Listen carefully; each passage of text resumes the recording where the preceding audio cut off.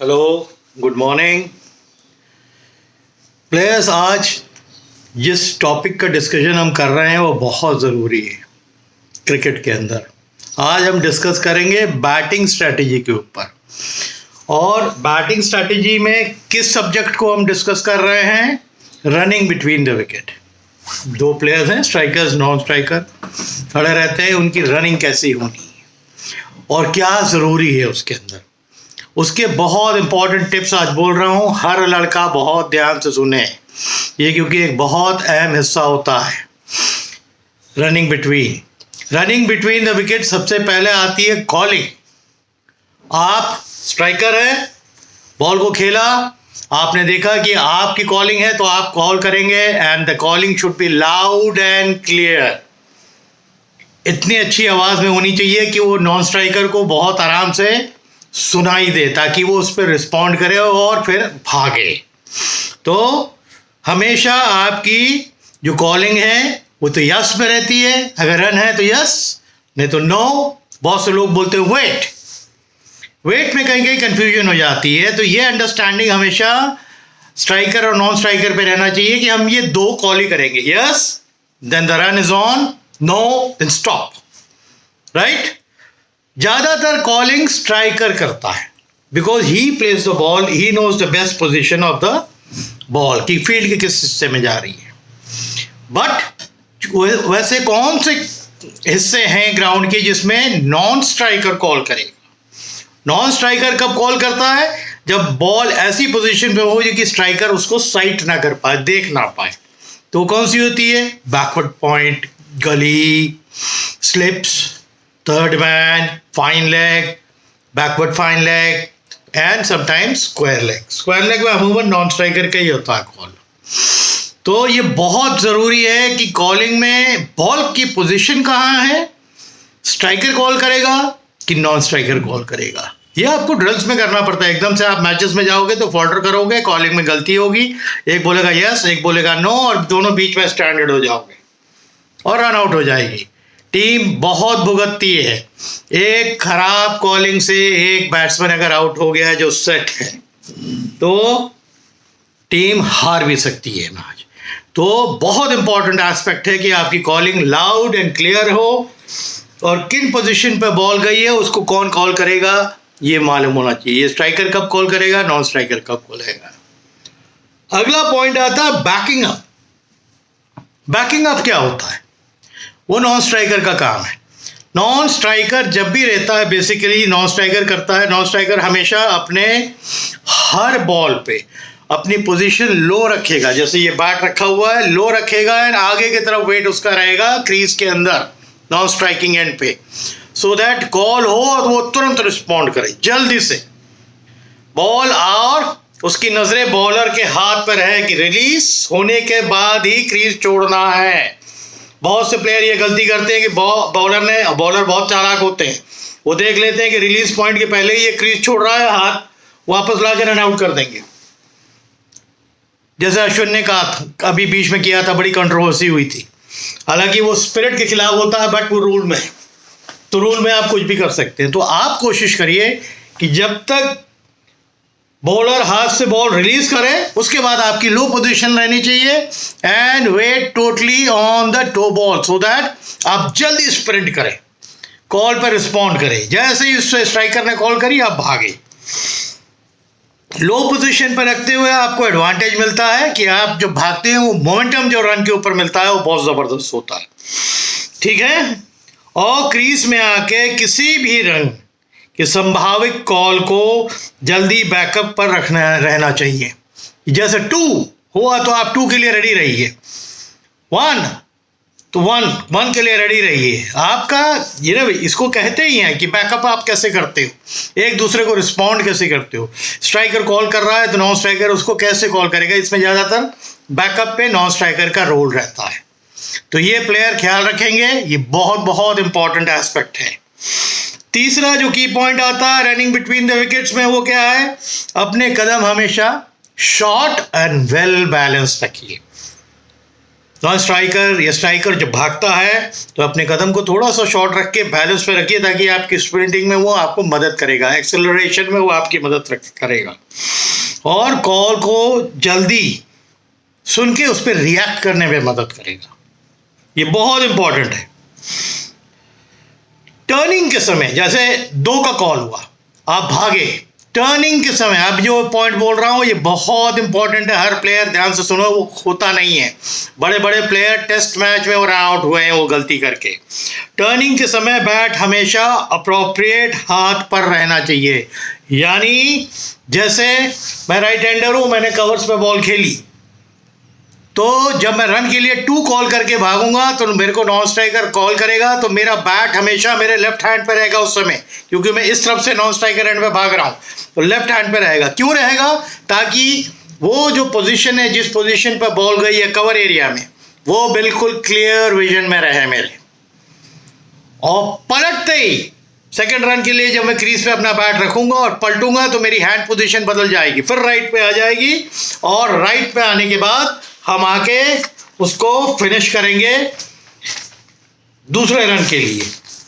अगर स्ट्राइकर ने covers area की तरफ खेला जैसे मैंने बताया, अब उसको ही अगर हम ऑन साइड पे खेलते हैं, मिड विकेट पे गई, तो मेरा पहला रन, अगर 2 का कॉल हुआ है तो पहला रन के लिए मेरा ये हाथ, यानी राइट हैंड पे मेरा बैट रहना है, तो मैं क्रीज छू के आऊंगा ताकि ये जो एरिया है ये क्लियर विजन रहे मेरे पास।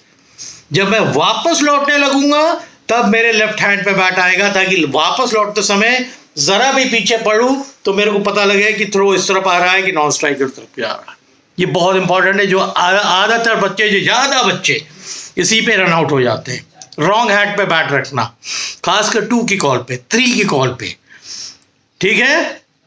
तो उस समय बहुत इंपॉर्टेंट है कि कवर्स एरिया की तरफ अगर राइट हैंडर ने खेला है तो आपके लेफ्ट हैंड पे बैट रहेगा, पहले रन को फिनिश करते समय, फिर राइट पे आएगा और फिनिश होगा।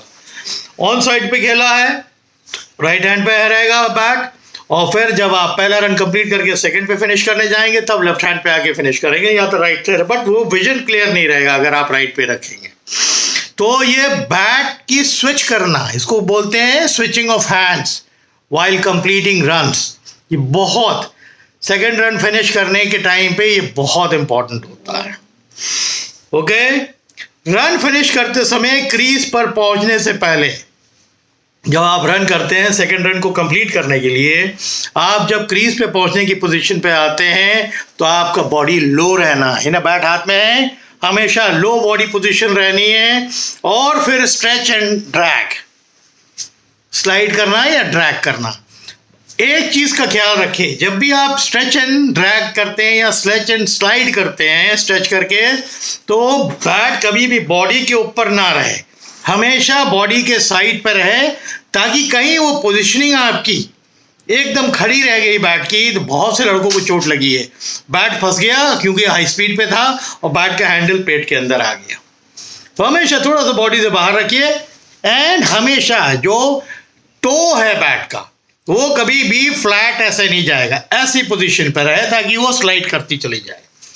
तो ये बहुत इंपॉर्टेंट है कि आप रन करते समय क्रीज पर पहुंचने के पहले बॉडी पोजीशन लो को रखें, और लो रखते हुए स्ट्रेच एंड ड्रैग करें या स्लाइड करें।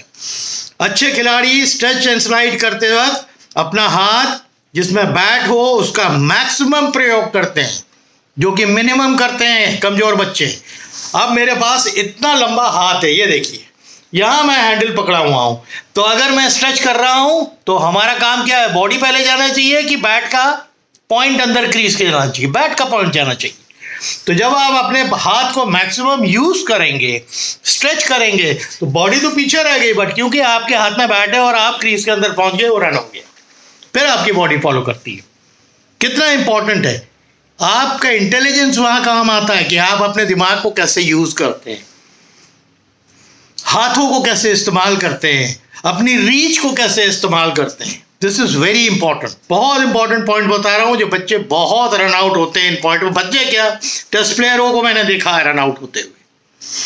Virendra Sehwag was one of them, wrong hand पे लेके कई बार भागा, और क्योंकि बॉल साइड नहीं होती थी, रॉन्ग साइड में उसका, रॉन्ग हाथ में उसका बैट रहता था, वो अनसाइडेड हो जाता था उसे। और वो बहुत तेज रनर भी नहीं था। दूसरा ये।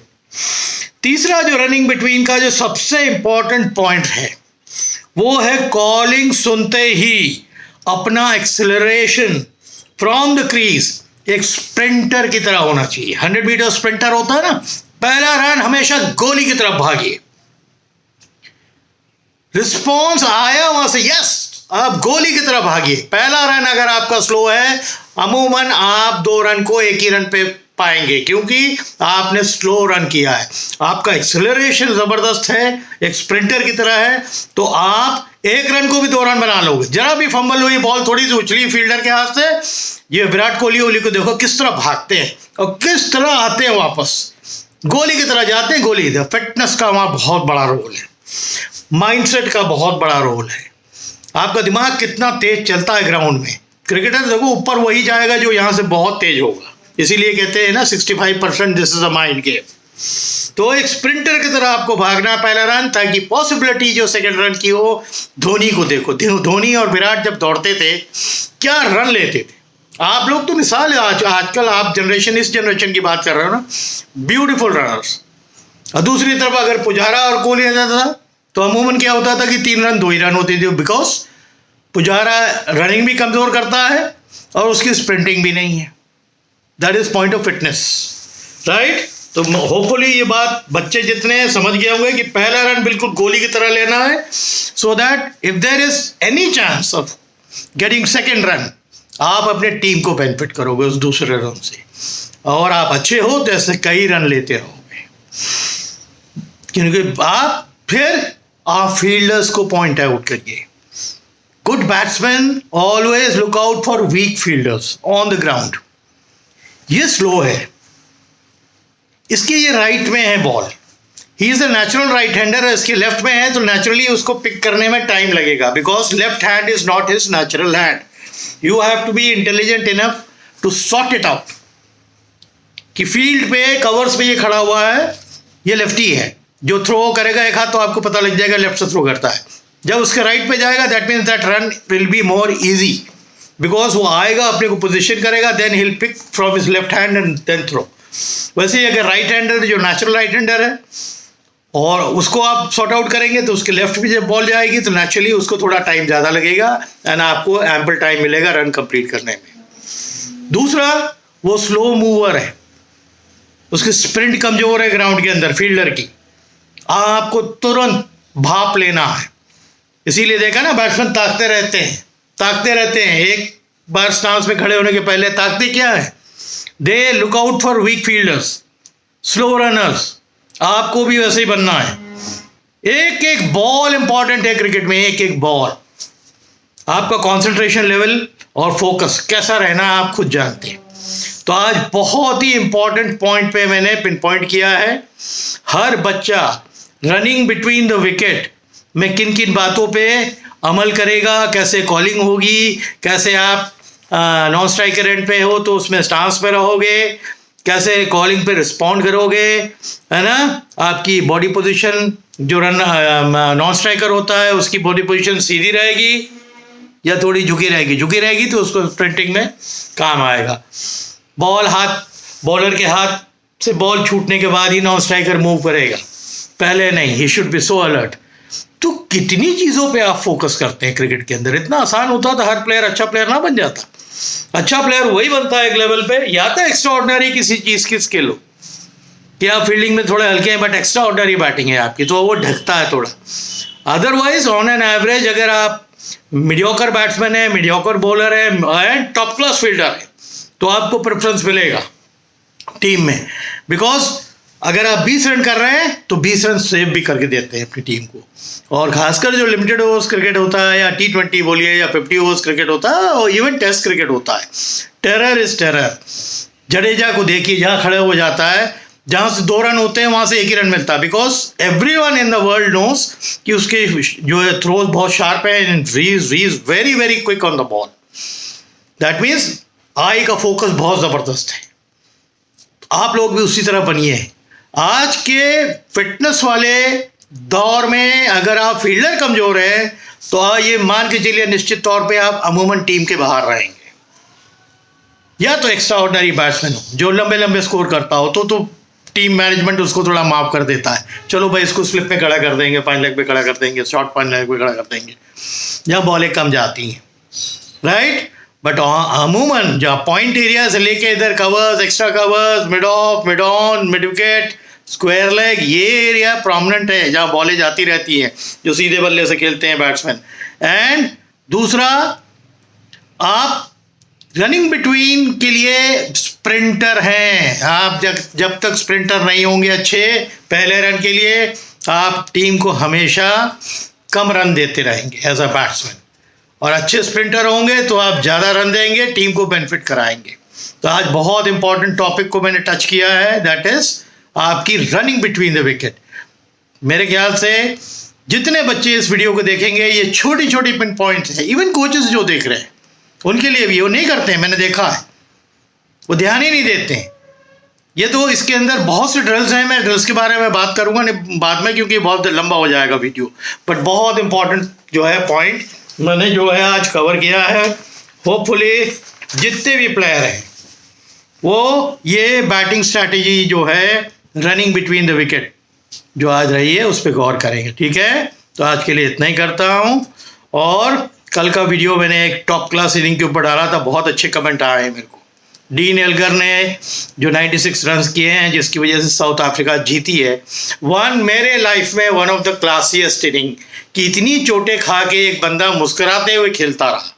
मेरे ख्याल से जब उसने टी शर्ट उतारी होगी तो बहुत जगह नील पड़ी होगी उसके शरीर में, और हेलमेट ना होती तो भगवान करे उसको 2-3 बार तो हेलमेट पे पड़ गई थी।